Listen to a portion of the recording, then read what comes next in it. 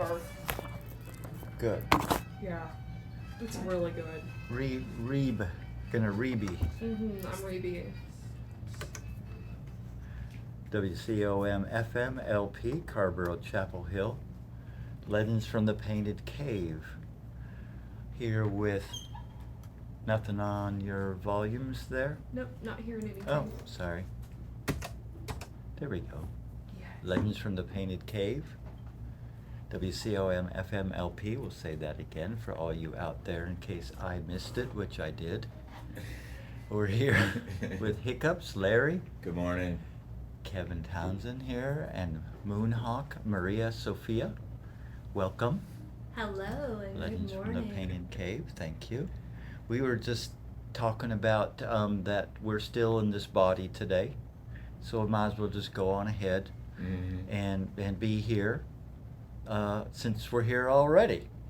Why not? So, I mean, we won't be in this body at some point. Doing anything is something. Well, we just, past our imagination, I reckon. Because ours, I don't know. Seems to me that human imagination is kind of limited. I mean, I don't know how I'd really understand that if I didn't already have a glimpse of past my imagination. But I think about that a lot with us talking here. It's like we go over the same stuff. It's like, where's the new ideas? It's like we're stuck on the same book. we got to have a rebirth, I think, to Yes. have a new idea Yes. of what this is all about. We need to be born out of maybe thin air. There's a rebirth. Yeah. Tune into nature and receive. Get out of the mind. Get in the heart.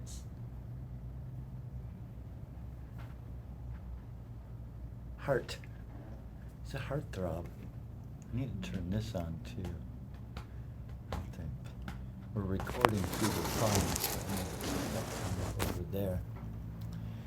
We're not recording through these microphones onto my recording channel thing here. It's actually the speaker of the phone is picking up our voices. So Microphone. the microphone on the phone. So last week I was speaking into the microphone when I was drumming as a little guidance. Then I realized, oh shoot, it's the telephone. So I need to pull back. But yeah, so what is today? We're still in July, right? For a few more days. A few more yes. days. And what is your goal for the rest of July, which is just a few more days? Do you have a target for July? Like by the end of July, this is gonna happen, or something? You know, the beautiful thing is I haven't even given that a thought. My end That's of even July better. was getting to, I teach a class at the end of the month, every month. So yesterday I taught a class on the Dreamweaver, which is one of my advanced shamanism teachings. So my train of thought was I have to rewrite my medicine for the month. And so now I get to rest for the rest of July until I go into August and begin to rewrite the medicine of August's teaching. So you get a couple days off, Exactly. Yes. and you get to be with us. That's a good start. It's beautiful. You were just at the lake in the sand. Yes. Very nice. What next? Well, Mm. just nothing really. You're just gonna just kind of be a little flowy and not have real strong work to do. Exactly. Embrace the nothing. Let my rebirth take its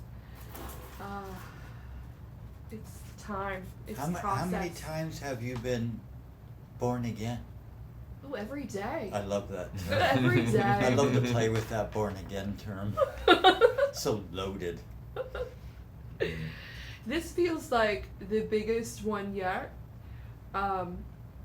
It feels like the releasing of that paradigm of the old, the complete rebirth of all the small rebirths I've gone through over the past decade into this stepping out completely of any old ways of creating and relating, and stepping fully into my faith in myself and full trust in my heart to guide the way. It's shedding all of that doubt and fear from my heart. So are you aware or have an idea of what this new awareness, this new rebirthing is going to look like? Or is it going to be all new and exciting and like renewal, I guess? I don't know. So I recently moved into a space to cocoon and rebirth. And my first night in my space, I had a dream. And in the dream, I was looking out a window. I was at my father's house upstairs, and all I could see was the reflection of myself in the window. And from behind myself, a bald eagle emerged. Oh, wow. And then another bald eagle emerged. And in that moment, I was shown that my soul's vision, my dream, was crystal clear. I wasn't shown what that vision is, Right. or I wasn't shown, right, like what is coming. That's what we've been talking about, yeah. But it was this feeling of the vision being crystal clear, and it was a vibration, it was a feeling. And when those two bald eagles emerged, I was then down on the ground, watching the eagles from above, and all of these birds were in the sky. And my father and I were laughing and joking about how only two of the eagles were bald eagles. All of the other eagles thought they were eagles, but they weren't. Oh. And so it was something about, and the eagles represent destiny to me. They represent the direction of the east, which is about who we're becoming and how we embody our vision in the dream. And for me, it's not even about me. You know, I feel like just walking on this earth and tuning into unity consciousness plays a part in this dreaming of a new dream for humanity. You know, that dream of unity and equality. And so for me, it's just a vibration that I can pull into my body, that I can hold and I can channel into the earth, and I can walk in the aliveness and the beauty of this gift of life. This adventure suit. Yes. I was saying it like you're getting all the answers, and then you're too busy over there weighing the answers, but you really need to figure out what the question was. Yeah. What are we really seeking? Yeah, like what am I really doing? Got all these answers. I mean, we're What do they manifesting mean? exactly what we want to be and what we are. It's just you don't even know what you want to be, or what you are yet. Mm-hmm. So And that's that's why when okay. you're younger, it looks so sporadic and chaotic. You go from living to die to dying to live. You know, I think Alan Watts said something along the lines of, you know, we don't know what we want, either because we already have it, or because we're just caught in this loop of seeking. Mm-hmm. Right. Yeah. We already have it, or we're looking for that what we already have. Right. Change your mind, change. Oh, it's been change- in my change pocket everything. the whole time. Dagnabbit, I checked that Mhm. pocket like I can't tell you how many times. Maybe it fell up. Oh, no. Who knew it was as easy as just changing your mind, you know? Right. Divine timing. I This always stuff's say so that. bad, that's so bad, but if you look at it in a positive light, you might find something positive in it. And then, you know, you find Maybe. out you were already walking the right way. You just didn't even realize that you were yet. You thought you were doing wrong. Yeah, what is this Divine good timing. and bad? Yeah, I know. What is this good and You bad know? thing? In a Well, way, yeah. that's one side or the other. Yeah, my son said something to me the other day, and it was pretty beautiful and so wise for a 13-year-old. But we were talking about, you know, sourcing from the mind and the heart, and sitting with ourselves. You know, this idea of sitting with ourselves beyond the distractions. And this little guy looked at me and said, "Mom, I'm not afraid to sit with myself. He said, the thoughts in my head, they're terrified of me. And they inspire me to create cool things.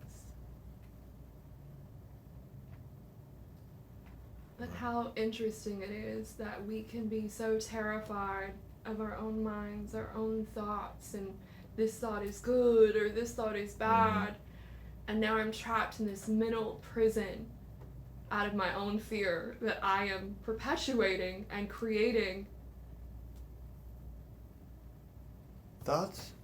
My thoughts are terrified of my truth. My truth is so powerful, my thoughts just shut up. Yeah. Yeah. Yeah. That's a new way of saying that. My thoughts are scared of me. Right. That's what she said. Yeah, my thoughts are scared of me. They're terrified. It's Yeah. of my inner truth, of my divine nature.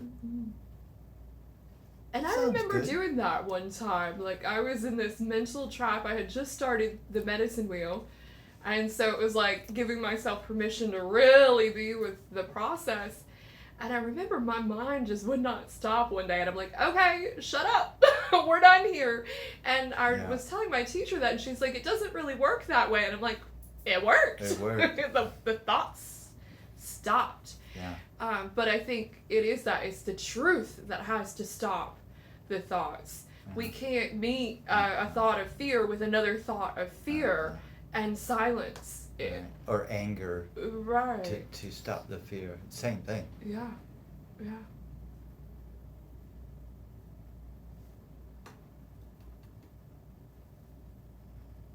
The medicine drum, we were over at the Forest Theater. We're at the Forest Theater on Sunday now. Okay. We're not at Oasis. Okay. So we're outdoors. Oh, nice. Right there at UNC. You been there? The Forest Theater? I have It's not. an amphitheater. It's outdoors. It's like 100 years old. Super cool. Okay. Sunday, 6:30 to 8:30 or whatever. So we've been there 3 times? 4 times? Because we're not at Oasis anymore. But you have to come over there with us. I will. I think outside would be really nice. Super cool. Yeah. We get some spray Yeah. for the mosquitoes. So how old is the school? When did Chapel Hill? It's over 100 years old. So it was probably like the first place they taught. It was the first university in North Carolina built. No, the Forest Theater. Would that be the?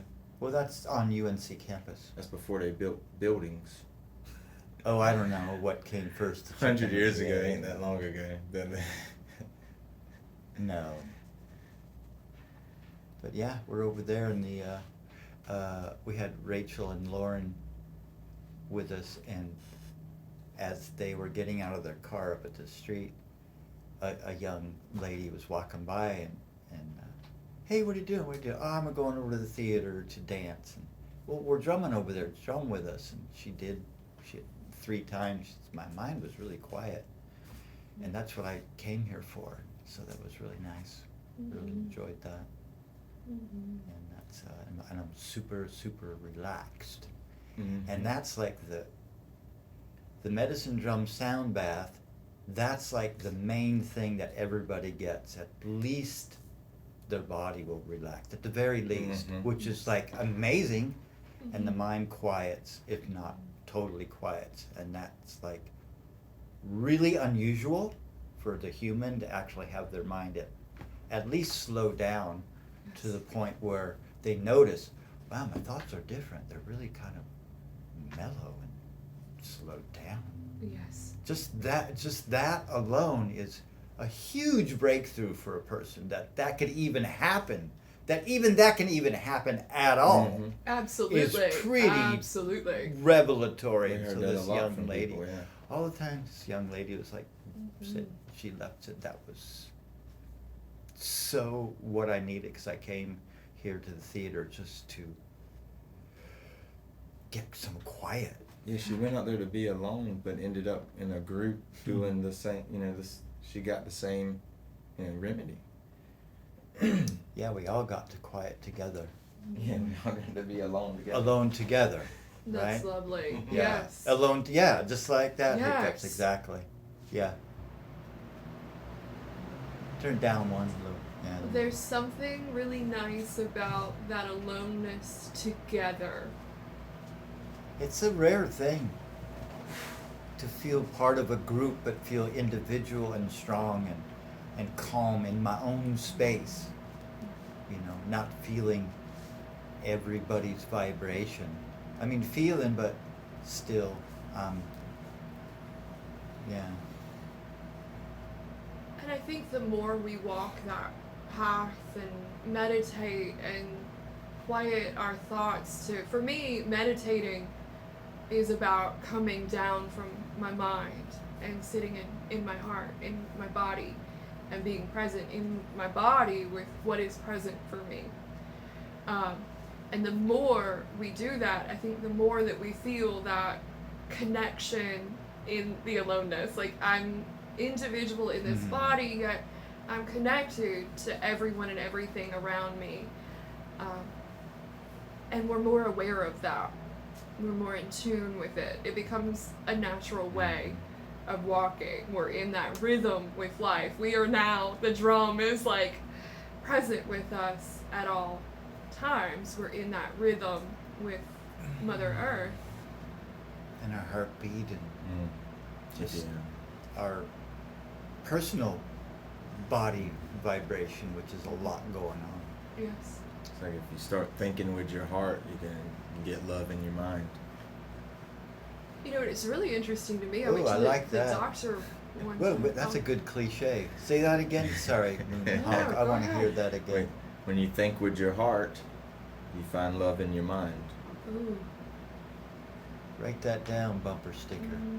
Bumper that's our new T-shirt. Well, and the more we do that, like I went to the doctor and they're like, you have the heart of a marathon runner.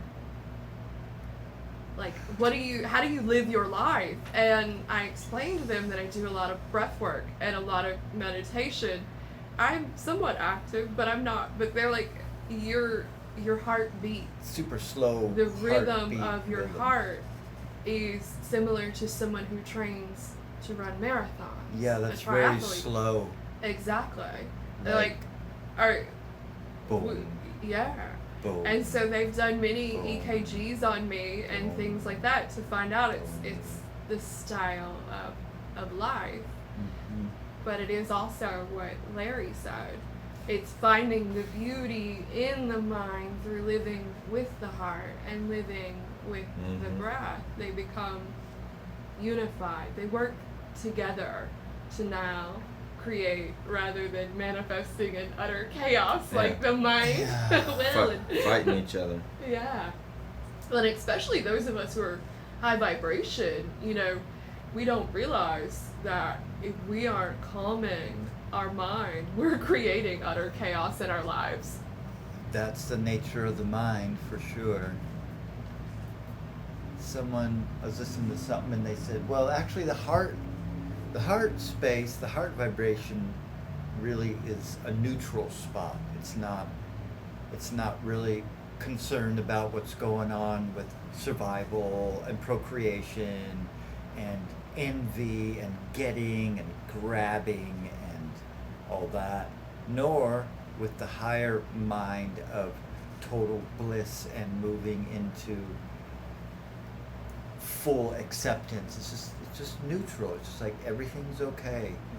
Both sides are perfect the way they are. So we say, be in your heart, feel the love. And it's like, well, what's love? Love is complete acceptance of everything that ever was and will be and what couldn't be or could be. And that sounds like a neutral spot to me. Yeah, I was once told pure love is a place, a space of absolute surrender. Absolute surrender to the great mystery. To life. Well, that surprised me. I never thought of, because love is from the heart. It's a love thing. But then they said neutral, and I said, wait a minute. Absolute surrender. Yeah, that's neutral. Blessing. Bleep, bliss, ecstasy. But then even in absolute surrender, we want to speak with caution because some people will absolutely surrender to the voice of fear rather than the voice of love. And it's like, what are you absolutely surrendering to? Power, absolute power corrupts absolutely. That's what they say. Whose side are you on? Well, and that's the difference of like the polaric timelines. If we are surrendering, absolute surrender to fear would be I'm living in the timeline of human despair.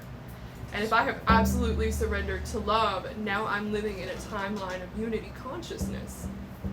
What am I choosing to surrender? Neutrality. Or I can be, but I think that to me is unity. I think there's unity a is neutrality. Yeah, that totally. comes in unity, whereas that fear-based absolute surrender is I have completely given Not my taking power away, sides. and now I'm consumed by the fear, and I have all these judgments, and everything is weighing me down, and I have no power. So I'm in despair. So I can't get out of my mind. I'm trapped in my mind. That's a prison. It is. Well, we've been so excited and thrilled and overwhelmed by the magnificence of the heart and the neutral unity of total surrender that we need to start a sound bath now. Okay. So go ahead and get yourself settled in. Get up on your couch or on your floor. Get your journey blanket or maybe your pet. Push away from your computer table and take your glasses off and just get comfy because we're going to start in for a sound bath.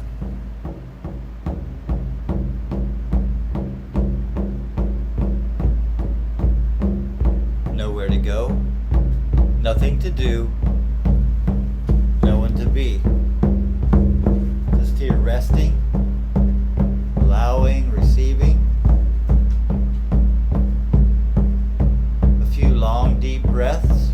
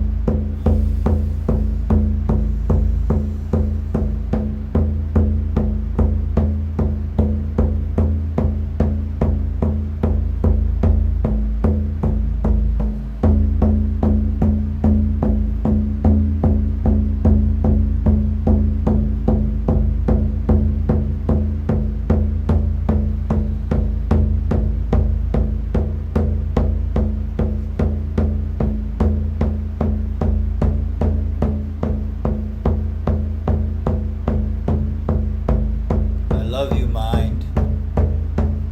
I feel you, spirit. We are one. We are friends.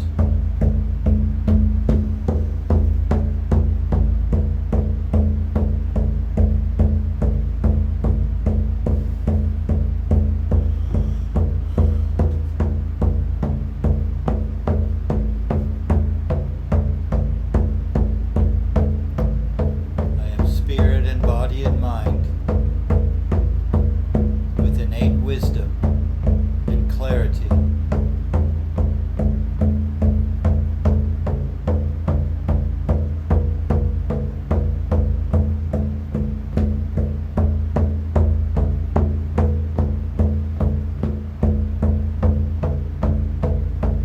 Thank you, thank you, thank you.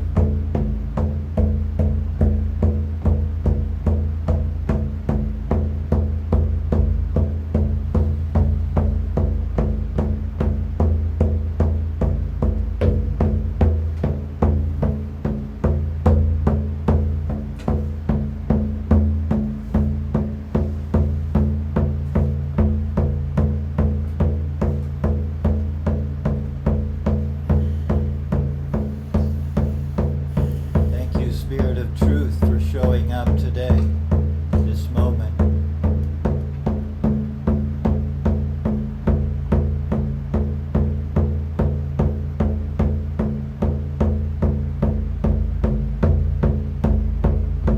I feel you. I hear you. I see you and touch and taste you with my inner senses as well.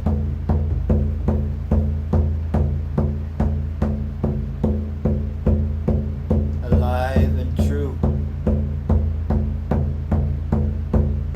Thank you, thank you, thank you.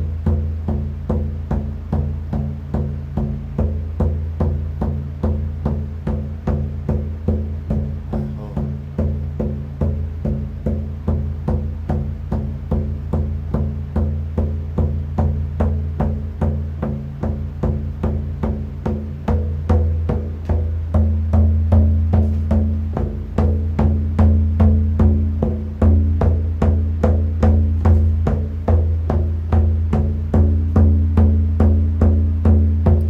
Thank you, thank you, thank you.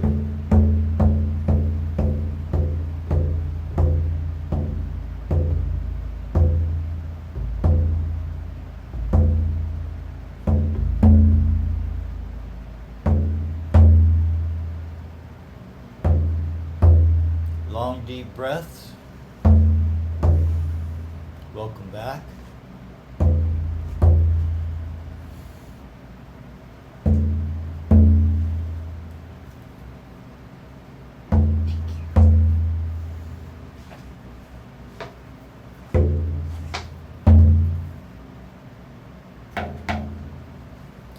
Thank you, thank you, thank you. Blessing. Can you feel that? You feel that? Feel the blessings pouring down. I was reminded of some of my early spiritual teachings, where Luke was going into the cave, and he asked Yoda, "What's in there?" And he said, "Only what you take with you." Oh, ho, ho, ho, ho. Yes. Wow. Only what you take with you. Mm-hmm. So what do you want to take? He took his lightsaber and chopped his father's. He didn't know it was his dad yet. Oh, I don't want to spoil it. No, In it's case someone's okay. never It's- seen no, Star no, Wars. it's been a while. It's been out a while. Yeah, he ends up chopping Darth Vader's head off, and the mask falls off, and it's his face. Mm, So his torment is himself, you know. yes. So, Yes. only what you take The- with you. The ancient story of self-torturing mind. I like to say that one of my early spiritual teachers was Yoda. Like, I think he got me before Jesus. You know? Well, that's how I feel about the icons, those bigger than life people or animals. It's like they're my teachers, because they're in me so strong. So they're my teacher. They're not just some strong impression. That was a teaching. That was a learning. That was part of an essential part of who I am today, because these iconic figures and teachings keep recurring my whole life long. Oh my gosh, those are the teachings of my life. They've been in me for decades. Oh. Yeah. Yeah. Like Yoda. Yeah, he was one of my big educators as well. What else did Yoda say? A lot. He said- But it was only one thing. He said you have to learn how to unlearn. Something like that. And he said fear leads to aggression, and aggression leads to the dark side. Like you were saying, you said something like that earlier. Feeds the shadow. Yeah. It's I like to only- say, name your dragons. Mm. Someone said that not too long ago. Is it Jordan Peterson? Yeah, That's the way he said it. Sounds like something he'd say. But then I've heard other people say shadow work or Name your dragons. name your dragons. Visit with them often. Oh, that's fear, that's guilt, that's shame, that's revenge, that's anger, that's self-loathing, that's... Name them. Mhm. It's one way, Yes. to identify what the heck's going on instead of being in this Mhm. murky, muddy, icky feeling, don't know what it is. It gives you power. Instead of just being affected by them, now you're able to talk to them and visit with them and tell them that they're wrong and tell them, whatever. Tell them. Now you're telling them stuff instead of them telling you. I like to look at it Conversation. as we're inviting them for tea. And I'm sitting at That's the what I like to table say, having yeah. tea. And the fear comes and it gets to sit and have tea. And the love is here sitting having tea. And everyone has a voice. That's what we said. But we're going to leave it at the tea party. Oh, the tea party. The tea party. Invite your demons over for tea. Yes. The tea party. Would that be sort of like the bar scene with all the wild characters, whether that's in space with Luke and all Star Wars, or whether that's in the cantina. saloon and all the characters? The tea party, the place of gathering Mm-hmm. of all the different Like Alice. personalities Alice sat down with in our own tea. mind, even. Exactly. That's our personal tea party Exactly. that we lay out the settings and invite an open invitation. Well, and it's a nice way when I'm working with a client and they're, wanting to discern the voice of love versus the voice of fear, and, what their emotions are, and learning to have and cultivate a relationship with their fear. Because, a lot of us on the spiritual path, I think, somewhat believe that eventually our fear is going to go away, or that, fearlessness means the absence of fear. And, I was once guided that, mastery isn't the absence of fear, it's in the presence of fear. The master has learned to always choose love and only follow the voice of love. So we can hear the voice of fear. How to know the difference, and how to know differentiate. the difference, how to discern the difference. Discern, And so if we can sit down with these voices in our head, and we can give them a voice, and then we can say, well, which voice do I want to follow? Which voice do I want guiding my life? They're all my inner voices. And everything out there is just a mirror. Personalities, Right, people, right. voices. Yeah. Yeah. The aspects of self. Many. Yeah. That make up our wholeness. All.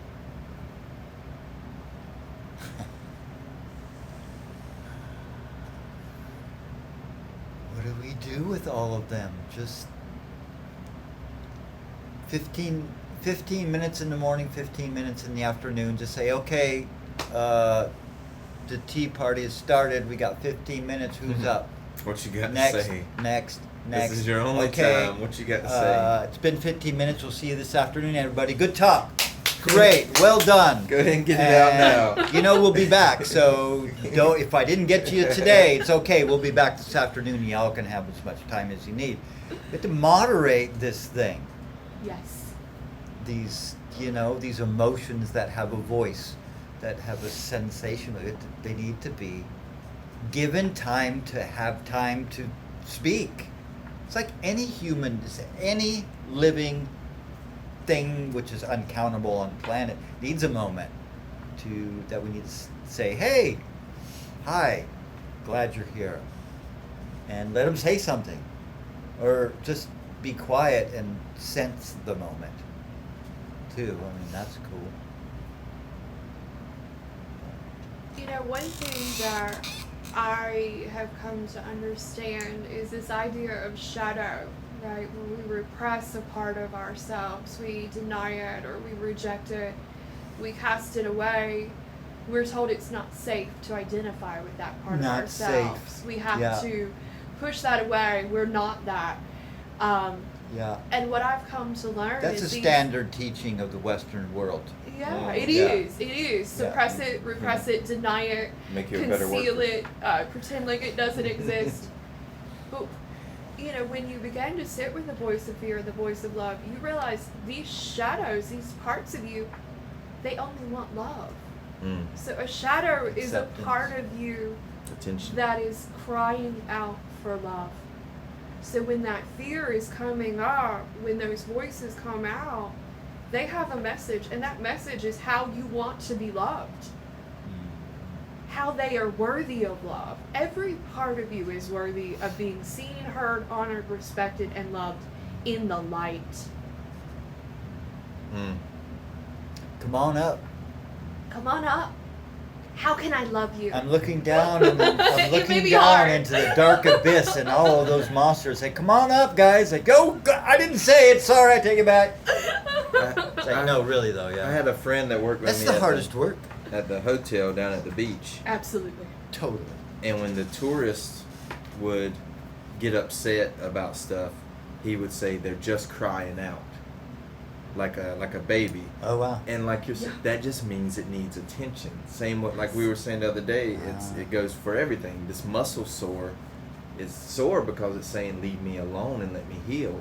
It's trying to get better. But for you on the surface level, you're like, oh, woe's me, and this hurts. Yeah, it hurts, but that's healing. It's trying to get better. That's what it feels like to get better.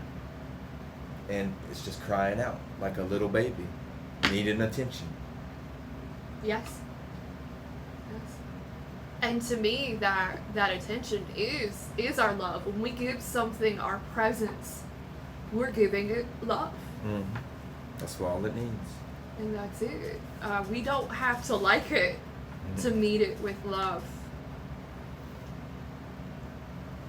And when we begin to realize that, life isn't happening to us, it's happening for us, to show us where we can awaken to deeper layers of love, deeper layers of truth.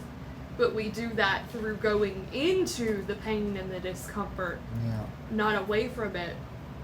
And one thing that came through recently for me is this trusting ourselves again. When we've been hurt Trust. or felt betrayed, and we're trying to trust that voice of love again. And the voice of fear is like, wait, don't trust that. It's leading Remember you what to happened the pain. last time? Yeah. Right. Right.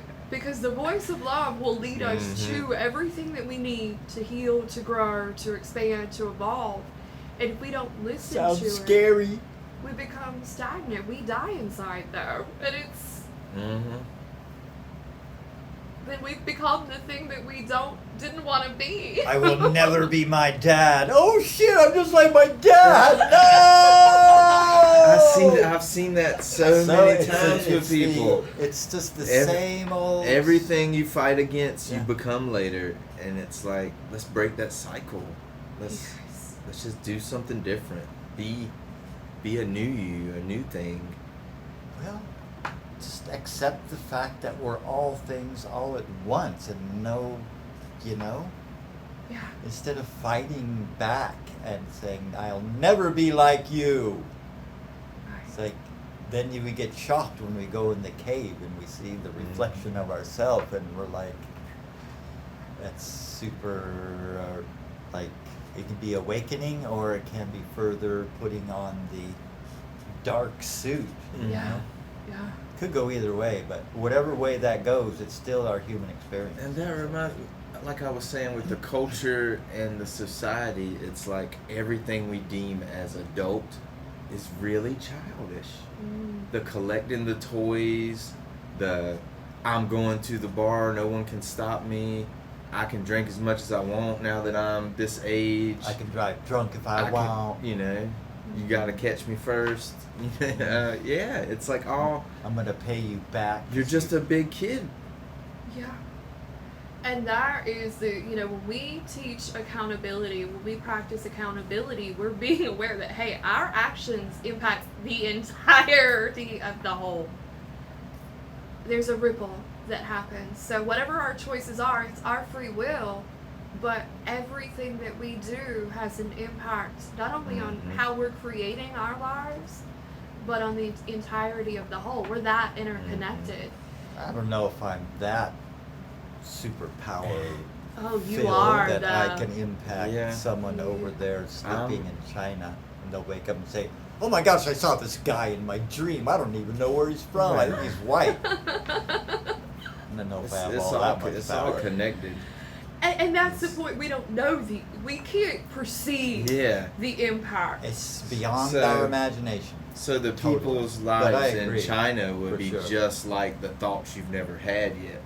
Yeah, it's still if you could grasp that, It's still you. It's just the you ain't even recognized or realized yet. And there's always gonna be a part of you that's like that. You know, Well, beyond.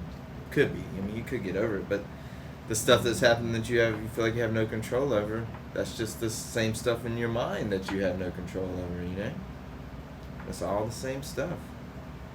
And I'm just realizing, like we were saying, we've heard all the teachings, and now I'm finally trying to do it for myself. And yes, leading by example changes the people around you. And And it's up to me. I mean, this life is up to me, not up to anyone started else. taking myself a little more serious, and now it feels like the universe is taking me more serious too. You know, like in all aspects of my life. Opening up. I was able to drive someone's car home from the show, and I was saying I feel like a superhero because I didn't drink tonight, or I had a beer, but I didn't. Normally it would be drinking like everyone else. Started at the house drinking, got there, drank in the parking lot, got to the show, drank at the show. Yeah. Yeah. And I wasn't doing that. And I woke up and I wasn't cranky or irritable, and that started the day off better for everyone else. And how are you feeling since your journey of finding moderation with substances? How are you seeing that play out in your I'm getting life? productive. I'm back working and trying to work. I want to work instead of who wants to work, but it's like, yeah, I get to work. It's a blessing Yes.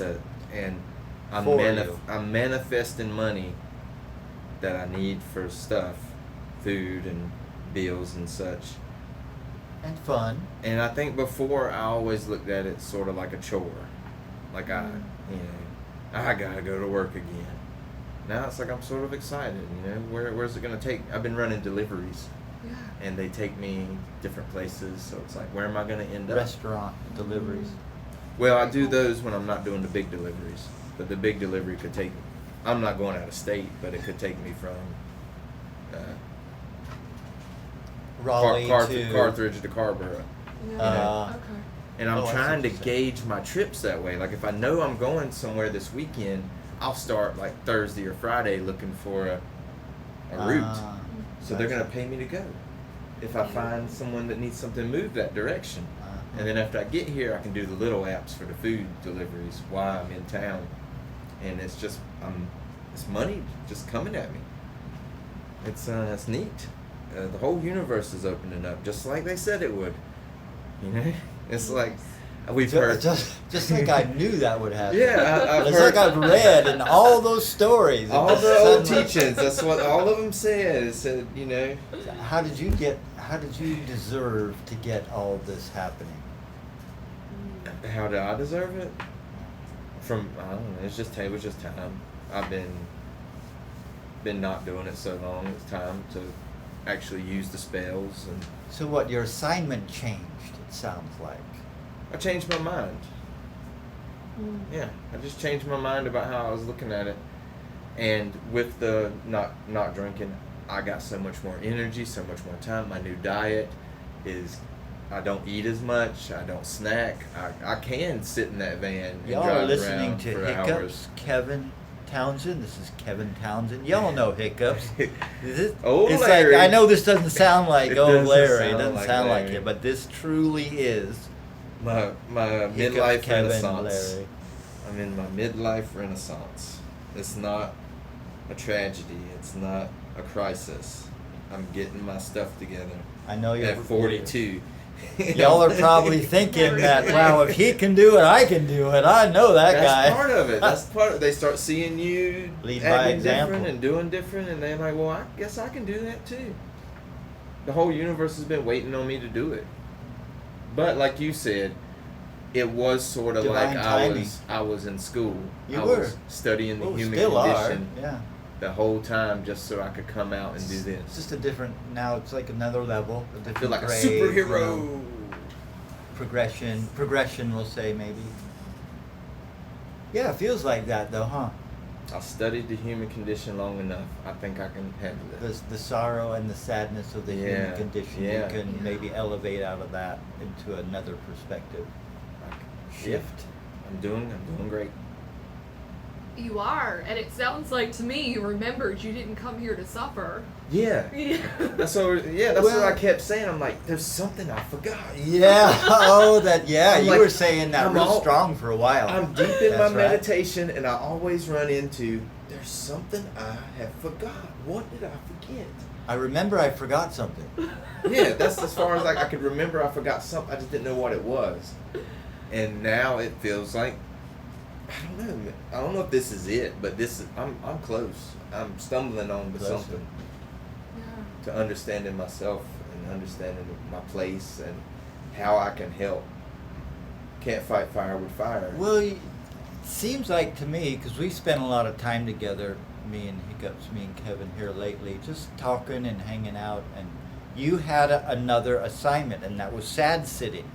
Yeah. You would get drunk with all the drunkards and just sit and feel and listen to them so they can get that out. And maybe they'll hear themselves. You know how we can do that sometimes. Yes. When we sit with somebody and allow us to hear ourselves, we might it Mhm. might go. We might say, "Oh shoot! Now I sound like the person that I don't want to be like." Oh wow! I Mhm. can maybe now's the time, divine moment for shift.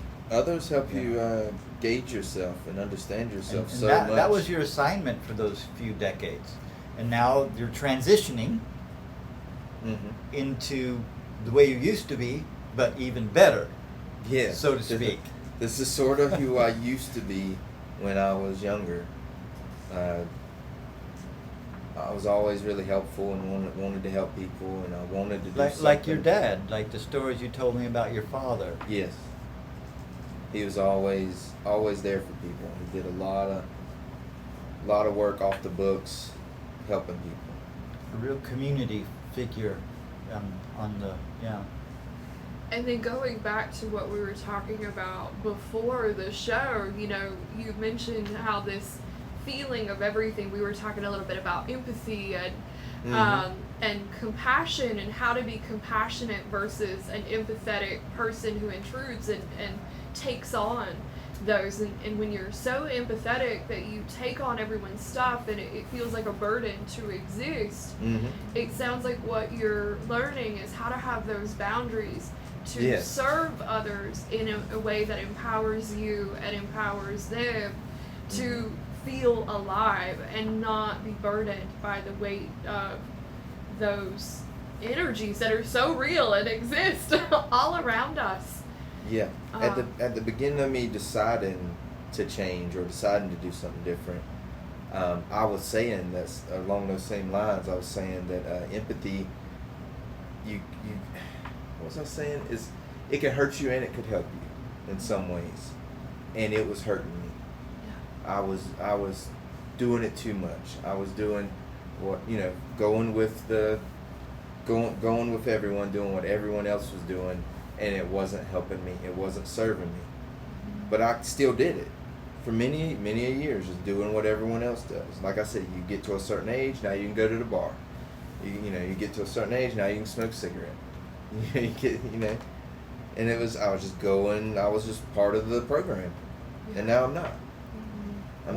What I noticed too, through this progression of your life, is you started to get more and more clarity towards the end of this assignment. You said, "Wow, I'm helping people by being a sad sitter." Yeah. And once that really got integrated into who you are, just you understood that, oh shoot, this is what I've been doing all these years. Mm-hmm. At that point, I felt a shift in your self-confidence and in your like more deeper truth. That's a deep truth though. But I don't know, just a transition. I just felt a shift in your energy, and there was a change happening in you. It's like, I'm a sad sitter, and I'm like, you're what? Like, Yeah. did you say sad sitter? Yeah. It's like, yeah, that's what I do. It's my superpower. And I'm like, it's sure the hell.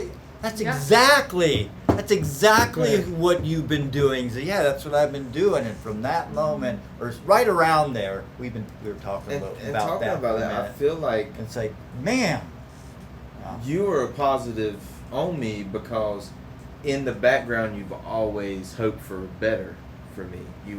You saw that I was gonna. One of those things. You picked up that I was gonna do something, and that's why you kept me. That's why you kept me around.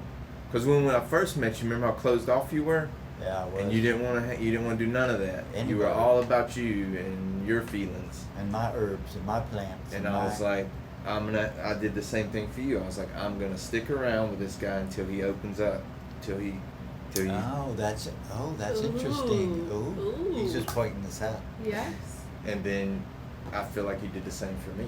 And that's something. This See, is that's beautiful. Yeah, well, we're all feeling this right now because, that's soulmate. Yes. But not too long ago, it just kind of, everyone is my soulmate. Even strangers I see across the street, because they were noticed. Yes. The people that are not noticed in my life, they're my soulmates too. But I just haven't, they haven't become personal yet.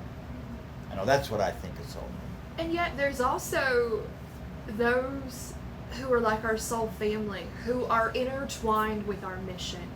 And we came here to work on these things together. It's like a part of this sacred contract. Our soul said, okay, I'm going to come to this planet called Earth, and I'm going to meet with these specific people at these divine moments in time to achieve this mission. I don't know what it is, but something in me will always pull me there. Starting to feel like that. Yeah.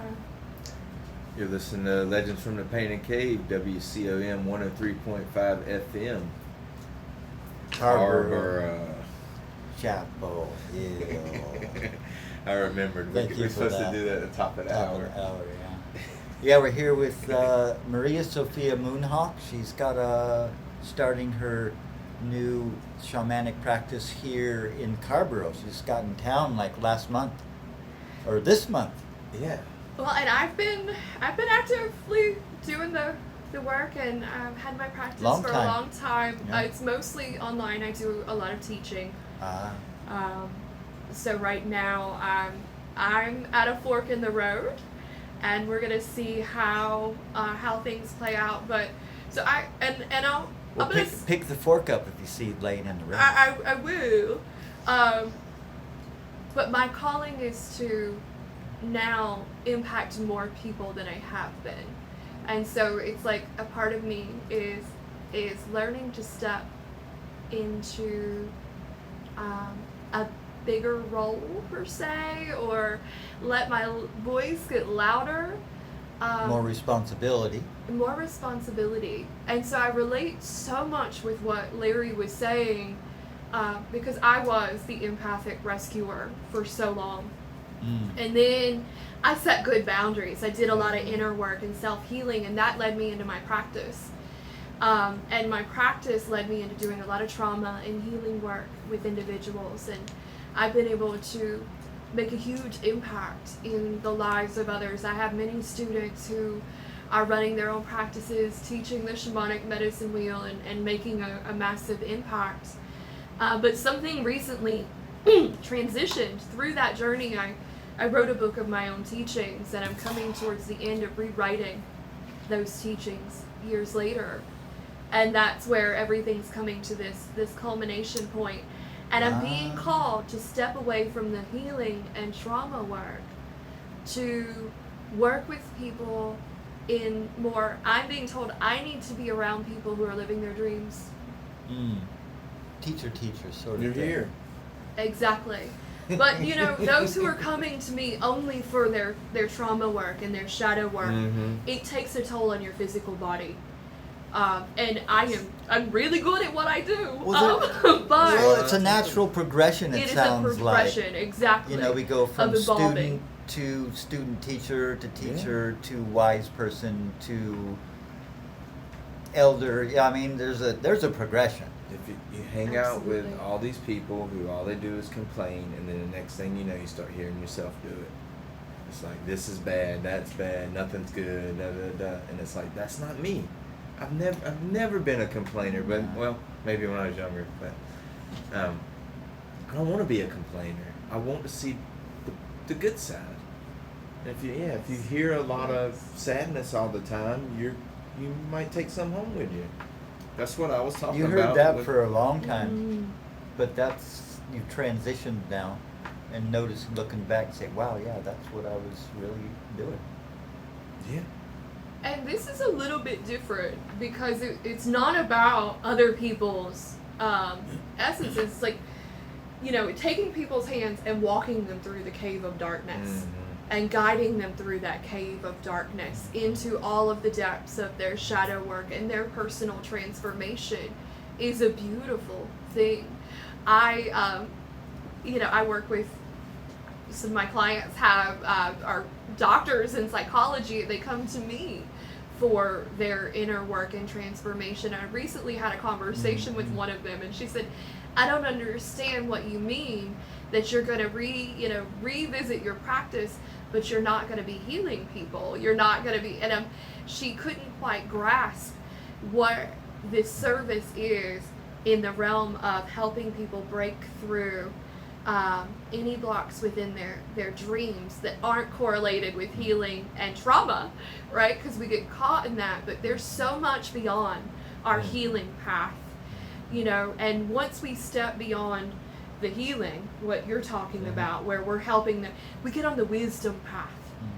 And the wisdom path is this integration of the depths of this innate that lives within us, but beyond the wisdom path is our unity path, where we merge the worlds within our physical body, and we get to continue to ascend through some deeper levels of transformation onto what many of the Native Americans call the seventh path, would be the as above, so below path, the ever-present moment. So without, so path. within. And so in order for me to ascend into these aspects of the new journey, I have to let that healing path go. Yeah. You know, I have to Trauma. step beyond that level of service, which, you know, you were talking about work. Well I'm like, said, I love step beyond that do level that work. of service. That Exactly. was well said. Yeah. Exactly. Right, because it's all service. Well said. I'm done. We're done here. Signing off, Legends from the Painted Cave. That's a wrap. I'm done with being sad. Mic drop. Got other stuff to do. Exactly. Well, there's such an array of emotions. Why only feel sad when you can feel all of these other ways?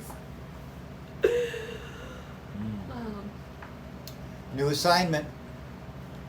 But like you said, Larry, through that journey of helping others heal their trauma, they showed me so much about myself. And they showed me how to meet all of those parts. Anything that will come up in the darkness. Some of that was really uncomfortable. It was so uncomfortable.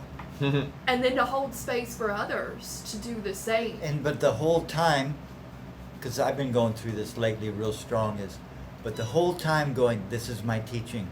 Yes. This is where I need to be. It's super uncomfortable. Oh, just like I just want to run. It's like, no, this is right place, right time, right people, right everything. I'm old enough to understand now that this is my teaching where I'm supposed to be at right now, but it's super uncomfortable sometimes. Other times it's not. It's like we are today. Super relating, super soul family, and it's just super chill. We know the spells. We just gotta start practicing. You know, we know what to do. Words. We just gotta start doing it. Divine timing. Take control of everything. Or let go of control. Or release control. Yeah. Have the courage to get out of our own way. Courage is a big one. To get out of our own way. Yeah. Because if it's service, the service is coming from the heart.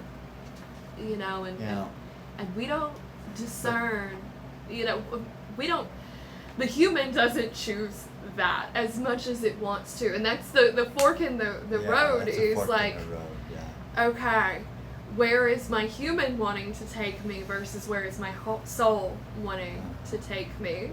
And so when we realize every fork in the road is, for me, some doubt has come up. It's like, can I do this? Can my human handle what my soul came here to do? And it's a moment of getting very real with myself, right? Can my human keep doing this? Now see, that's something that's really cool. I think I heard you say this today, Larry, or it was last night. There's a separation between who I am. It's like, can my body do this? Can my humanness do this? And can my spirit?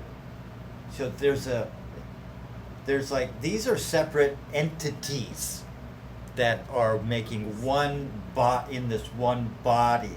It's like, this is my ego, this is my spirit, they're separate entities. Not just, because we always say, I am feeling this, I am feeling that, I'm feeling sad, I'm feeling happy. There's not a clear division of the oneness, and that's what we're trying to identify and name the dragons. Yes. The word body means collection of things, right? Yeah. Something like that. Like a collective, a body of work. Like you wrote a couple books, that'd be your body of work. So body. A collection. Yeah. I kind of cut in. Sorry. No, it's okay, because what you said brought up this element of healing that I think a lot of people are not aware of. I've done a lot of work with soul retrieval, and most people are like, what does soul retrieval mean? Soul parts. But to me, it's okay. We have wounds, we have feelings, we have emotions, and we can feel hurt in our egoic aspects. Our ego can feel very hurt. We can take things personal. And we can feel all these array of emotions, but there's a deeper element. And a lot of the work that I've done is helping people overcome blocks through soul retrieval. And the soul retrieval says, I was so wounded that wounding was now taken to the level of my soul. It went beyond my human. And now that cuts so deep that there is a wound in my soul. And my soul is now carrying the imprint of my human wound via some sort of negative belief and soul contract. And that soul contract may be something that's like, I'll never love again, or I'll never trust again, or, and it's so deeply ingrained that it blocks our soul's growth. and we become stagnant. One of the first ways I learned about soul retrieval was through, I actually went into a regression in a healing session, and I saw what happened in that lifetime. I hadn't even been trained in any of this stuff yet, and I'm having a vision of the most gruesome things happening to myself in that lifetime. Dismemberment sort of stuff? Oh no, there was a dark sorcerer cutting my heart out of my chest and drinking the blood. Yeah. And then I'm watching it, but I'm laughing at him because I'm like, he can't hurt me. Right. He's trying to consume my power. He's trying to consume my love. But the hard part of that vision was the door opened and this man walked through the door and all I could see was his light. And I said, that's my father. That's my father in this lifetime. And so while I'm dead, laying strapped on this table, I'm watching Your my father consciousness, in this lifetime in another body come in and discover that. And he kills this person and then grabs my dead body. And it's too much for me to handle, like that part of the vision. But it was showing me what, things that had happened in some of these conversations that I've had with my father about why we don't why we don't commit murder. And these very spiritual truths, and it helped me understand the connection I have with my dad and how deep that connection is with his soul. But the thing that hit me the most with that was the sorcerer. He didn't go to the light. So many years later, I faced him several times. One time I called him in and he literally knocked over a cup of coffee on my desk, and my son's like, I don't know who's here, what's happening, but you clean up that mess and deal with the spirit, and I'm gonna go make you another cup of coffee, Mom. But I finally helped him get back to the light years later. And he said to me, you're the only person who has ever loved me. And he, and that showed me the darkest of the dark is just the furthest away from light. And I helped him transition to the light and move on his journey. But he was, for him, that's like stuck the in bully, the darkness. like befriending a bully. Right. And receiving that message. But the bully has been bullied. Right. Of you're the only person to ever love me. And that feeling that, there are humans that are so far from love that they don't even know what it feels like to be loved. Push that away at every turn. Yeah. And they're consumed by the darkness. And he was obsessed with power in that lifetime. How can I get power? Well, that was my soul laughing. You can't hold this power without love. This power is love.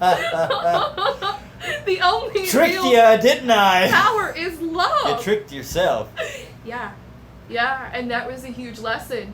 So that's how I learned about soul retrieval. Nice. I was having a session done on me, and I went into my own soul retrieval. And I didn't even know what it was. I didn't know I could have these visions. And it was so profound that I said, whoa, I can't deny this. Whatever just happened, I cannot make that up. Yeah. You can't. Whoa, like my imagination. Right. Body, mind, soul, spirit, heart, everything was saying this is not made up. Yeah. This is the truth, Right. truth of truth. And I was just laying on the table saying, what is happening? And the practitioner said, you just did your own soul retrieval. And I was like, what is that? She's like, oh, don't worry, you'll learn soon. I was on the medicine wheel. She was training with the same teacher. So then I started learning about soul retrievals. And that soul retrieval had to do with my power. My power being taken from me. And my fear of standing in my power as a healer, that somebody would come and take my heart and try to consume my life force, my love, and my power. So I had to overcome that from all of the, I've been shown all of these lifetimes that I was a healer. And I had to face that darkness of those brutal things that happened by visually seeing them. And then from that, I could do the same for others. And so I witnessed these horrendous things via the visions and holding that space for others. I have paid my dues as a healer in this lifetime. But all of that was about me understanding my power, Sure. my ability to create, and working my own medicine to be able to articulate my voice in a truthful way. To be a better servant, to be a better to servant. higher light Yeah. situations, forces, Yes. to raise the vibration. Yes. To dream a new dream. Dream a new dream. And I Or dream the dream you haven't dreamt before that has always been the dream Yeah. that you haven't yet. Yeah. Something like that. So we can take these things to the level of our soul, Dream weaver. and they affect the dream for ourselves in the whole. And that's how we unlearn Mm-hmm. Ah, good one. and break through the blocks and the walls, is through when we are trying to actively manifest change and we're hitting a wall and we're showing up and doing the things and something's not working, we're being blocked in our manifestation process. It has hit, the wound is at the level of our soul. And now our soul is carrying that human sadness, that human hurt, that human anger. It's now gone to the level of our soul. And the only way to heal that is to go to the root, and it's usually a different lifetime.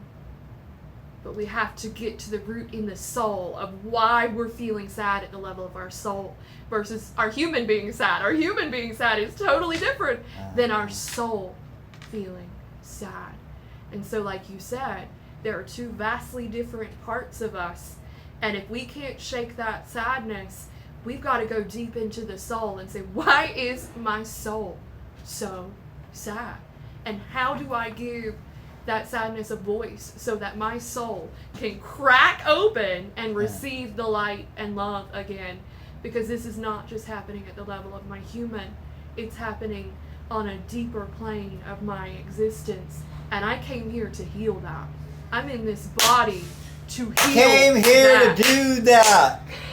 Are you listening, folks? This is my reason and purpose. This is my everything and my all. I came here to heal those wounds at the soul level also. Yeah, because we carry them All from levels. lifetime to lifetime. Human emotions, we leave them Yeah. at the deathbed. But our soul, and you know, one of the most powerful things I've ever heard in soul retrieval, I've got a couple stories, but the most powerful one was my teacher shared a story. She was working in California at the time. This is her direct experience. Direct soul, direct experience, direct revelation. Mm-hmm. So they had permission to work on special needs children at a specific school. Oh, wow. Her and a team of people oh who my do gosh, Reiki. that's amazing. The parents had given permission. And she was doing Reiki, and she finally looked at them one day and said, hey, I can do so much more. Let me do, what I do. Let me do a soul retrieval. And everybody lit up and said, we know exactly who we want you to work on. And there was this young boy, I think 11 or 12, never spoken a word a day in his life. Never talked. And she did a soul retrieval on him, and he had a contract about never speaking. She cleared that contract. He went home. She got a call the next day, said, you'll never believe what happened. He got in the van that afternoon and started talking as if he'd been speaking his entire life. Yeah. It's contracts. That's what happened with Paul Stamets, the mushroom guy. He ate a bag of mushrooms, not really thinking about it, and he stuttered really bad. He couldn't get like 3 words out in a row. Yeah. And went to school and therapy for years. And he ate these mushrooms and went up, and he got caught in a tree in a big storm, and he couldn't get down because the tree was moving so much, and he's just full of this entity of the mushrooms. And he said to himself, Paul, what's your biggest problem? And it's like, I'm stuttering. And so he had a mantra for hours until the storm passed and he can get out of this big tree. I will not stutter. I will not stutter. Stuttering is over. Stuttering is of the past. And he got out, and he had that soul contract. Yeah. What, disregarded or something? Oh wow. Yeah. Is that what it looks like? It's like a soul. What do you say? Soul retrieval. Yeah, a soul retrieval is essentially, for me, it's riding the waves of the emotion to open a door in the subconscious to find the root of what is blocking the manifestation of your dreams, what your soul is trying to create. Ride the waves of the emotion. What does it look like? You're talking with the participant through and getting them to realize things, or how would it look? What does it look like? So or sound like? This is a great question. Yeah. And it can play out many different ways. Because I think, like we were saying last radio show, I think about all of it like magic. Yeah. Like Marvel, like superhero stuff. Mm-hmm. Like you go into their mind, like. Or Yeah. No, this is great because it is magic. And I've done this many ways. I can do a soul retrieval without talking to somebody, just with the drum. I'll drum, and the drum takes me to the lower world where I meet my spirit allies, and they show me what happens in their lifetime. So I see the horrendous things play out right in front of me, like I'm there of witnessing. your clients. Of my clients. Yeah. So I'm like, but I tell them there's always a purpose. It's my intention. And how I articulate my intention is so important. That's what I'm trying to realize. Because what I'm doing is I'm going and I'm meeting my guide in the lower world. I'm saying, I would like to be shown the contract that we can clear that's going to create the most profound shift in this person's life. Or maybe I've already talked to them and seen the contract. So if I'm doing a client session, normally I'm talking to them. I'm asking them what they're trying to achieve, and I want to know. But I don't have to do that to do a soul retrieval. The soul retrieval element is not the client consultation. In the consultation, most of the time, somebody will tell me what their contract is. Yeah. And I have gotten so good. Like, that's my niche. I know how to listen between the words that they're telling me. It's the spaces between what they're saying and how they're feeling that I'm like, oh, this is your story. This is your contract. So This is how it's playing out. Soul retrieval, that's part of energy work, is what In a you would shamanic call it. realm. Yeah. You would Yes. call it. Totally. Yes. So my confusion from last week was I was thinking Reiki was sort of like what you're talking about. And Lauren was like, no, Reiki's different. It's not like that. And what you're talking about is what I was thinking of. Mm-hmm. Like where, like you're psychic. Like I'm going to read your mind and then tell you what you are thinking or however. Well, and yes, it's like it's an intuitive thing. Mhm. And, That Reiki comes is along working with practice with of doing. the energy. Yes. Yeah. And so what a shamanic illumination is a shamanic healing session. And that can be anything from removing spiritual attachments. Say a lost soul has attached to this person and created some negative patterns. Maybe they have energetic cords. Maybe their chakras are blocked or broken, or their chi is trapped. And you can do a lot working with that. But then a soul retrieval is a part of a shamanic illumination, just like a destiny retrieval can be part of a shamanic illumination. So if you're blocked, it may not be that I need to go to the past and do a soul retrieval. Maybe I need to travel to the future and ground in your highest timeline and receive messages from your guides. So there's many different ways, and no shamanic illumination ever looks the same. I'm understanding a little more. But shamanism to me is very much more psychological, which is why I was drawn to it. I don't want to just sit there and give somebody energy. I want them to go deep into understanding their process. I want to give them tools. So the whole shamanic session, I'm giving them tools and teaching them how to utilize those tools. Access and utilize. Exactly, to build their medicine bag. And the soul retrieval is the most powerful shamanic tool. And you typically use a rattle or a drum to go into it. And you're shown many things. So you see the original wound. You see where the contract occurred. Mm-hmm. You see what the actual contract was, verbatim. What their story is, what the negative belief is that's ingrained in their soul. And then you can burn that contract. You can remove it. And when I'm burning it in the ethereal, I'm dissolving it at the level of their DNA, right? So I'm working on it out in the world. I see it very differently than I was trained. That's a whole nother conversation, what these shamanic realms are. Right. Because to me, I don't see them as outside of myself anymore. Mm-hmm. A soul retrieval is an internal process. Right. Where you're going deep into your subconscious, into those dark spaces within yourself. Ancestors. Exactly. The ancestral healing is a huge part of it.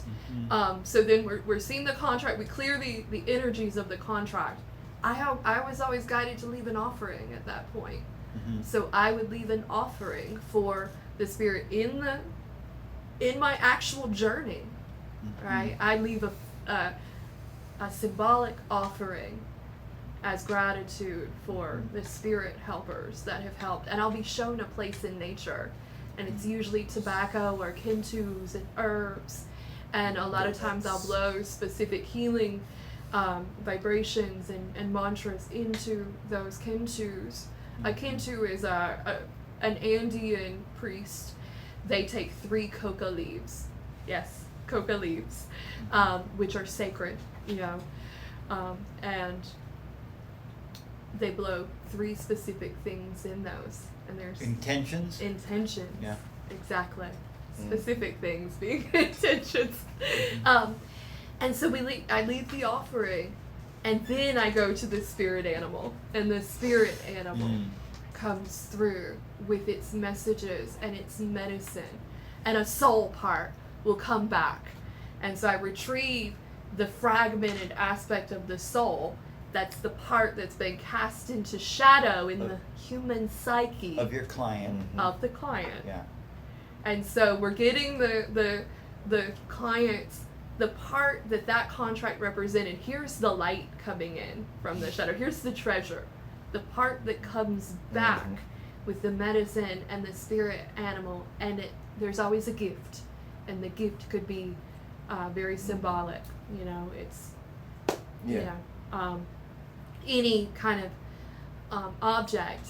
And it's very cool how these gifts and medicines, and then there's homework to integrate the soul part. And the spirit animal is helping, bringing its medicine to help integrate that. And if we don't rewrite the story by choosing our own new belief system and because integrating the old that, contract is now tore up, so now a rewriting. we have to rewrite and that's that. the homework. That's the homework for the client. We have to, what do you want to embody? How do we heal that? And we use power statements, and we, like a mantra, and feel that in our body. But we must integrate that soul part. If we don't integrate that, we go through a rewounding cycle. Sure. So there would be a void. Contracts need to make a new contract, or else. Right. Well, but you can fall back into that pattern of reingraining that same story again if you don't properly integrate. And a lot of shamanic practitioners will say, oh, this soul part will only come back on conditions. I've never had a soul part tell me there are conditions upon it returning, because typically in my work, the person's ready for that transformation when they come to me. That makes sense to me. I'm not. It wouldn't happen. Exactly. So I don't see it as conditional. I see it as, okay. That sounds like a cop-out, actually. Right. You're ready. Yeah. You did the work. Right. You got this. And courage. Exactly. And the feedback that I have gotten from others about the transformation and the power that they feel. And I mean, I've worked with people who are sexually abused, who have these stories out of the most horrendous things. Yeah, the most horrendous. Like one of my clients was literally buried underground in life buried underground with a Wow. tube to breathe through. I mean, Crazies. the most horrendous things Yeah. that can possibly happen to a human being, they're coming and they're saying, I want to forgive, I want to heal, I want to live differently. And we focus on forgiving within the self. We're not forgiving Right. because it was No, okay. Not out there. Right. It's we're forgiving because we're forgiving ourselves. We're forgiving the other for ourselves. We want to move forward in light and healing and release those ways of the past. A lot of folks who I've done work with, I mean, they're on the shamanic medicine wheel. They're doing the training. And I'm just helping them continue down the path and have those massive breakthroughs. Yeah. And I can't wait to see what's going to happen when it shifts from trauma to like dream and destiny work. And that's where you're at now. That's what you're shifting. That's where into I'm now. shifting into. Because Is you've done from a lot of this trauma-based soul retrieval stuff, and now next level service Yeah, is having your dream fulfilled, yeah, helping you. yeah. I want to say what I said last week, but I'm not trying to offend you by saying this. You won't at offend all. me. Okay. Sounds like you're talking about therapy, but you're working without a license. You know, that's a beautiful part. Yeah. I have therapists that come to me for work. I am not a therapist. Yeah. Because what I am doing is not just talking to you I mean, in a way that a therapist does. It sounds like the same practices. You're just painting it in the mystic and saying like painting it as magic or painting it with these words, these extra words. They do the same stuff. I mean, we Yeah, but, absolutely do, like, which is why, you know, with a lot, you know, therapists could. will come to me, especially those who are doing like EMDR work or Reiki Mhm. work. See, So I see your perspective, and that Yeah, doesn't I'm offend not me. I'm not trying yeah, to. It's just yeah, it no, comes no. from my, like I was telling Lauren last week. It comes from my skeptic Mhm. mind of, like I said, it sounds like you're talking about magic, but then as I'm hearing you say it, you're not talking about magic. You're talking about helping somebody with psychology and psychiatry and psychological Psych- woundings. and Yeah. and but here's the new thing that I'm realizing: if it doesn't matter what it is, if it helps, like. And I was sitting here, like I kept thinking of it like, oh, you're just a salesman. You're just trying to talk someone into it with this and that. And it's like, but if it helps, why am I being so skeptical? As long as it does something good. You know, if you leave any shape better from any kind of treatment, then it worked. You know? And I hear you, And- absolutely, and and- that part about if it's working. yeah. But I feel like I'm saying the part that don't supposed to be said when I say that it sounds like, you know, it's just standard therapy, but you're doing it with magic or magical words and magical concepts, you know.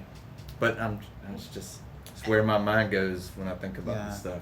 But what the kind of magic you're talking about is when someone waves their hand in the magic wand and now a light comes out of them Yeah. and then you're changed. Yeah. It's kind Or of magic. like Professor X will go into your brain and do like you're saying. He'll take away the bad stuff and put it in a box and then pull the good side of you like he did with Wolverine.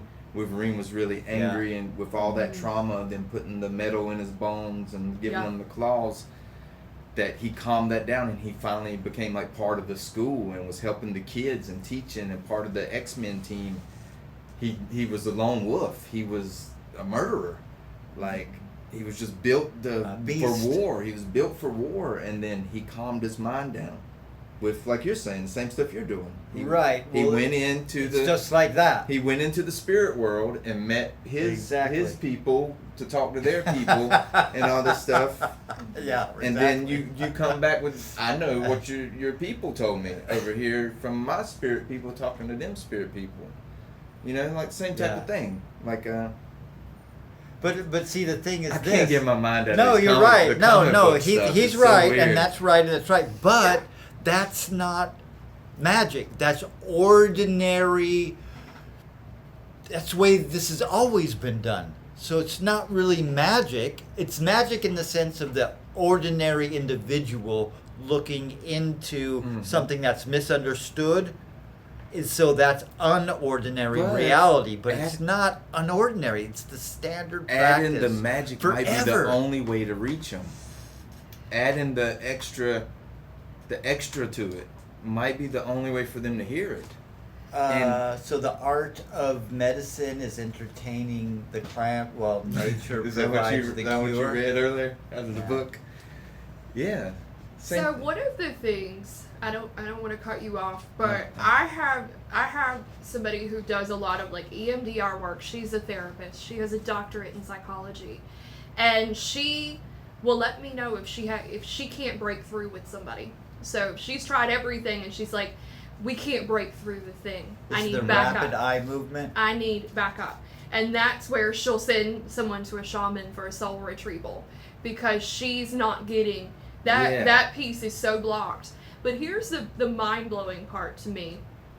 So this training comes from medicine men in the Andean Mountains in Peru. And it is mind-blowing to think that these shamans, these Karo medicine men, are masters of psychology, and Yeah. they have no idea what psychology even No, is. yeah. Never even. They don't even have the word in their language. Exactly. Yeah. And so what we are perceiving in the Western world, we're calling psychology, is newer than these ancient techniques Yeah. that they have been using for thousands of years. The mind is no secret and never has been by So- these adepts, right? It's like ordinary business as usual. It's just a gift I have to understand the mind and the brain and the spirit and the soul. It's like, it's not Yes. magic. It's just, but it is magic because it's highly unordinary. Because that's what we call magic. If you don't eat your meat, you can't have any pudding. Like, I don't know why I made me think. Like, Ordinary. Was it the shirt? No. I'm messing with you. it's just like I'm saying. It's people absorb stuff at a different rate. Like, some people are really structured and they'll be like, they can't even hear it this way, Right. the way you're saying Mhm. it. And then also there's people who need to hear it the way you're saying it. Yes. And I was just looking at it with skeptical glasses on, like it's a sales pitch, or it's like like the kids like the box more than the toy that's inside. So you got to put that wrapping paper on to make it special for some people. Yes and no. Or That's- just be yourself. This is and the let- way I used let to that- look at it. I'm opening up to Well- this stuff. Now. I I'm see. getting this I is see, I see. getting a lot clearer. From my perspective, I went through years of therapy and seeing a psychiatrist when I was young. And I realized, I'm so done with you now. no, well, the last time I went and saw a therapist, this person literally was like, so what medication do you want? I'm like, I don't want a medication. Oh, wow. I It's the want same thing you just read. transformation. I want change. And years of therapy and seeing a psychiatrist did not do one bit to transform me that one shamanic healing session did. But the work that I've done is a result of so many. I mean, I've not only been working on others for 7, 8 years, Divine I've been timing. working on myself. But that was where my transformation lied. I do not, I don't tell people not to go to a therapist. Absolutely, by all means, go to therapy, talk to people. I have really beautiful friends that I can talk to that are qualified. Like when we're psychoanalyzing each other all the time. You know what I mean? Mm-hmm. So, you can train your brain to reflect and analyze what's happening, and you can get caught in that wheel of trying to heal and fix yourself. Or you can make peace through learning to accept these parts of yourself, and you can transform through understanding how you came to be the way that you are, and you show up differently. And that happens for some people in therapy. It wasn't the case for me, but shamanic healing Yeah. transformed my reality, and it continues to transform my world every single day. It is so powerful. But the power isn't in the medicine. I'm not the healer. Yes, The people are yes. showing up and doing their own inner work. I am only holding space and Just the holding cord. their hand. Like that's what Lauren said. I'm the Yeah. cheerleader. I'm the coach. I'm on the sidelines. I'm the that mom. It's like, hey, we got this. I'm You're that doing mom." so good. Keep going. Keep going. Well, they have to, and then they have to write a new contract and do the work Exactly. to keep To that, integrate. to keep that integration going. Mm-hmm. So it's not just, oh, you're healed, yay, everybody. Yeah. No, it's not magic like that. Yeah. There's work involved. It's not Yes. like just snap your feet or wave your wand and you're better. Bibbidi bobbidi boop. Well, and even if I'm helping somebody who has had a spirit attached to them, say somebody that they love passed away and attached to them, and this is has been very common in my practice. That person had somebody else's voice in their head for however long, and now they get to learn who they are with a Oh. clear mind. Oh. Who am I without the voice of that loved one in my head? Who, it's been that way Yeah. for so long. Wow. Maybe they had a cord to someone that they loved and they were constantly feeling that person's emotions. Ooh. And so now it's, I'm myself for the first time. And the sign that there's a spirit, a lost soul attached is, this happened and I just haven't felt like myself since that happened. Uh-huh. And that's either, okay, a part of me Yeah. needs a soul retrieval, a part of me is gone, or there's something here with me. Sure. And so removing those spirits, not only am I helping that spirit get to the other side, that Right. lost soul is now going to the light to continue their journey. This person now is the soul, being in their own body. And now it's, who am I? I get to rediscover myself Sounds like again. thrilling. Yeah. Yeah. It'd be helpful to have a guide for that. And that's what my primary work has been, guiding others, not Yeah. as a healer, as a guide teaching others how to do the shamanic work has been a huge part of my journey. Teaching others to find their own medicine, because we can be trained in a practice, but how we hone and develop our skills and take the rules out, okay? I was just having some thoughts this morning about the rules we place on our spiritual practices. Well, there has Yeah. to be a fundamental baseline teaching that Yes. is written that you can Yes. follow, but then that's just, you make your own, With integrity. but with integrity, not following anybody else's rules, but there has to be a baseline. Yes, It's a just practice. It's just a It's base practice, that's all. Exactly. It's fundamental stuff to grow on and become your own species. Exactly. So- I am speak. learning so much. When am I gonna start using my magic to help people? Well, you are. You always have, actually, at some level of beingness, for sure. Well, somebody once told You me that understand magic that. is organized chaos. Yeah. So you're organizing your chaos, so that's your magic. Well, yeah, right now. Like from what I said earlier, Oh, good one, reminded I like me of that. when I was talking to Crystal, who's got like 20 years into the yoga stuff, and I'm like, oh, so it's like 3rd grade. You're telling the kids, just hey, everybody do this. Now everybody do this.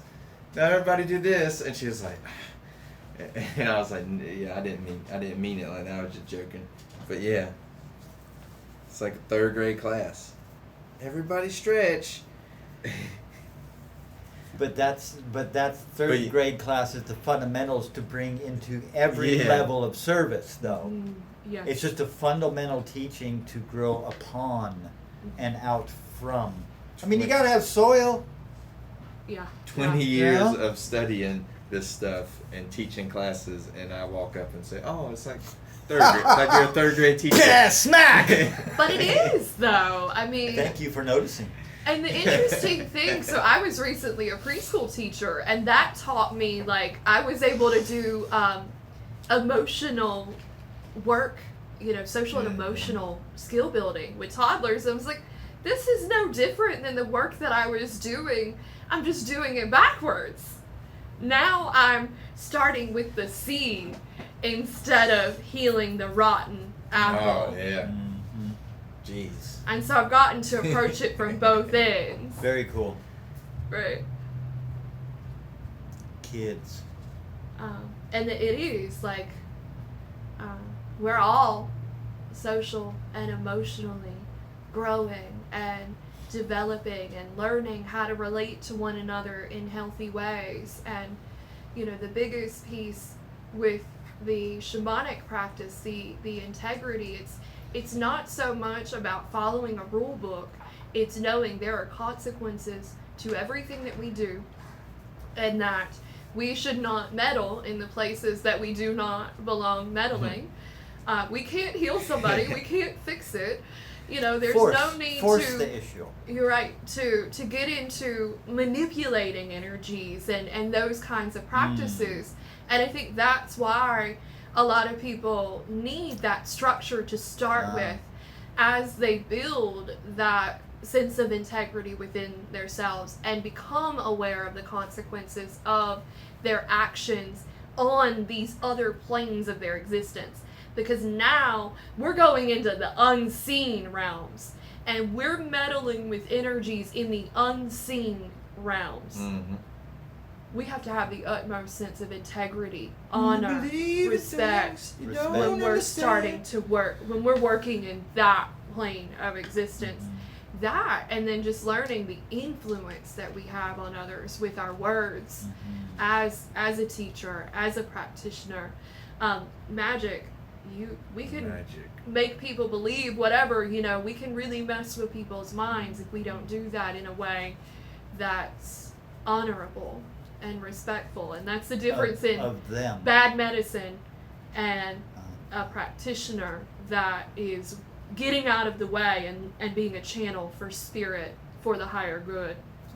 They're out of the way, and now it's the soul working through. It's oneness coming through and guiding and overseeing that practice. Got just a couple minutes left on the show, guys. Would be the difference from I'm telling you what to do, or what is that still small voice telling you? And I'm going to help you develop that intuitive voice you have within you, instead of I'm going to just tell you what to do. Yeah. And that would be dark medicine and light medicine, or And I love that you put it that way. One of my students, she's no longer a student. She has students of her own. She's got a thriving practice, but she's a dear friend. And she said to me, she said, the thing that I admire the most about you as a teacher is that when anyone would come to you with a question, instead of giving them an answer, you would push them deeper into finding that answer within themselves. Have you journeyed on it? Have you asked for guidance around it? Yeah. And so it's encouraging, a teacher, a good, and I don't like to use the word term, but a powerful spiritual teacher will navigate you through your own inner matrix to find the answers that you're seeking within yourself, to pull your inner voice out, and to guide you in aligning with that. And to me, that's what my practice has always been rooted around, is the answers we are seeking are within us, but we may not know how to word the question. Right. And that teacher should help And us that's figure out the how to teacher. word How to the word the question question. to Precisely. understand what we need and what we're actually seeking. There's tons of answers. You got to figure out what the question was to begin with. Yeah. No, it's really true though, honestly. It really is an honest, real truth. Because we'll get these answers and downloads, and it's like, to what? People will throw answers at you all day long. They'll tell you Do what. it like this, do it like that. They'll never tell you the questions. What you should be asking. There's plenty of answers. Will guide, a good teacher will help guide the person on how to ask questions How to- that they can get their purposes revealed. And to understand the intentions behind their questions.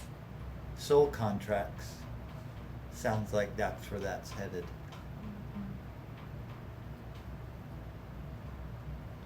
You know, we can create anything we want to create. What are we creating? Oh, it's too much work. Oh, just tell me what to do. And take all the fun out? No, Why would I know. do that? Well, you know what, Hiccups, when I turn this howl on, it's gonna be like, when I turn the regular studio programming on, it's gonna be studio programming. And it's gonna be the blues generally. Yeah. So I wanna run right up to the hour this time. So you don't have the blues So I as part don't of your have segment. that, yeah. Yeah. That last So- time you turned up, it's like, Yeah, it was the last couple times. I don't know what happened. So I think this time we'll go ahead and run up like a normal show to the end of the hour and see what happens. It's not what the sign says. I know the sign says you must stop 5 minutes before. So we have a few minutes. What words of wisdom Yeah. would you like to leave We're everyone gonna- with We'll today? run a few more minutes. Gotta run to keep from hiding. Trust. Woo! Trust. Trust where you're at. Trust who you're with. Trust the environment you're in is just the right place, even though it doesn't feel like it. Must say that this must be the right moment, because otherwise would be something else. I would be with someone else, or I'd be in an other environment, or I'd be in a different place, or something, the weather would be different, but it's not, so this must be the right spot. Otherwise something else would be happening. Yeah. We And this, then- right, so this is our issue. But then trust. you'd be in another spot having that same thought. Is this the right spot? Well, that's a possibility. That is a possibility. But that's the idea, right? Because for some reason, this being in this body, in this life, having this human experience is really complicated. It's really difficult. It's like really challenging. So to say to ourselves, I'm going to trust the moment. I'm going to trust, even though this is uncomfortable, it's what's supposed to be, because something else would be happening if this wasn't. That's the answer. So I'm going to convince myself to stay in the moment and not run or turn off or become blind willfully. I'm gonna tough it out and just say, okay, this is it. Trust. It's trusting that our life is our life individually. Trusting that it's perfectly imperfect. That I'm allowed to be here in this body at this time with these emotions in this place with these people. That's where I'm at, is trusting. Yes, same. Trusting. So trust yourself and know that you're always right Trust where you're the meant gods. to be. Trust whatever is You done know, this. Whatever's done this, I'm trusting. Ah! And it's really interesting to me because the Karo, they don't have a word for trust in their vocabulary. So in the Quechua language, there's not a word for trust. So instead of this instead of this concept of trust, it's allowing and accepting that everyone will be just as they are. We don't need to fix them, change them. And so it's a level of, the trust is a surrender. It's saying, this is what it is. I'm going to give my focus and energy into what matters. What I focus on is where my attention, where my energy goes. So if I can release this concept that of my human constructs, that I need to trust people to be who I think they need to be, or believe that they are they need to uphold something. So this trust is like knowing people are gonna hurt us. There is gonna be pain. The heart is gonna lead us into pain, but it's gonna be even more painful to not trust the heart, to not follow the heart. So if we just lean in and accept the what isness of life, we begin to perceive the experience in a much different way. We don't need to control it. We don't need to fix it. We don't need to change the people I don't around have to like us. everything. We I don't have need to to like put our everybody. expectations on them. Right. I don't have to like it to meet it with love. Oh, there you go. And that's the end of our show, folks. Thank you to Legends from the Painted Cave. I don't have to like it to accept it and be present. How'd you say that? I don't have to like it to meet it with love. To meet it with love, yes. Well, that's our theme. Legends from the Painted Cave, WCOM FMLP, Carlisle, Blessed. Chapel Hill. Blessings, blessings. Thank you Blessings for tuning and trust. in. Trust your life. Trust your life. Trust yourself. Trust your life. Meet it with love. Beep. We all? Ready? Oh, no, that You one. sure? Are you sure we're off the air? There we go. We may be. Are we? Yeah. Yeah. It's blues time. That was fun. I was just thinking, like, I think there was a movie like that where That the was last day that you come in here and they said we lock the doors and we just stay on the air and put up signs for donations and say we're not leaving till the world changes or something like that. You know? Oh, we How- protest. How many are you here for a while longer, or like will you continue doing the show, or is that transitioning and changing too? Who The knows? one that's staying steady so far. Okay. That's all you got left. A I lot didn't of- know the way you said that. I was like, wait, have they given you a deadline? No, I got a feeling one day it's coming. They'll Well, find something certainly better. one than day, the yeah. spot. That's, Something better. well, that's why we're here, just to cover that airway, Yeah. that spot they had open. Well, And like we say, we look at the screen. There's only like 2-3 listeners. that's okay. Oh, Is well. that from just the internet? I don't even know how accurate that is. I don't think that's from the airwaves, because how do you gauge that? It's from the, Well, See. 'cause they have their how many way. people tuning into the live feed. So I'm normally one of those. We had 8 listeners, Oh, good. 23 at the most at Okay. one at the peak This one. time. WCOM. Don't sit up top. What are you looking That's at? us up top, right? And that's all day long down bottom. No. Okay, yeah, it's the second. Should be that one.